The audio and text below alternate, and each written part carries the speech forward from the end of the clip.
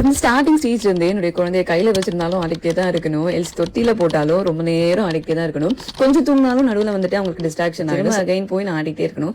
ரொம்ப கஷ்டமான டாஸ்கா இருந்துச்சு. அப்பதான் இன்ஸ்டாகிராம்ல டைனி டைக்கோட ஆட்டோமேட்டிக் கிராடலை பார்த்தேன். உடனே ஆர்டர் போட்டுட்டேன். அண்ட் எங்க வீட்டுல உள்ள 2 குட்டீஸுக்குமே இந்த ஆட்டோமேட்டிக் கிராடல் ரொம்ப யூஸ்ஃபுல்லா இருந்துச்சு. அண்ட் எங்களுக்கு ரொம்ப யூஸ்ஃபுல்லா இருந்துச்சுன்னு சொல்லுவேன். இல்ல ஜஸ்ட் ஸ்விட்ச் ஆன் பண்ணிட்டு அதுல கொடுத்திருக்க அந்த மேனுவல் படி நம்ம வச்சாலே அழகா அதுவே ஆட்டோமேட்டிக்கா ஆகிடுது. அண்ட் அந்த கிராடல்லையே அவங்க வந்துட்டு மஸ்கிட்டோ நெட் முதற்கொண்டு எல்லாமே கொடுத்திருக்காங்க.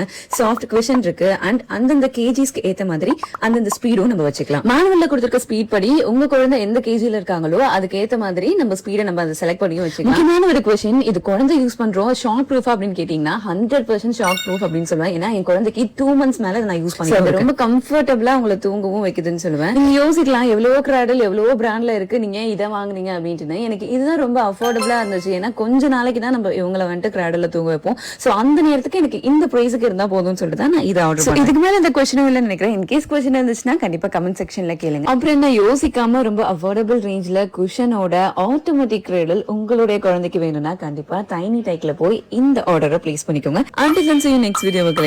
Bye.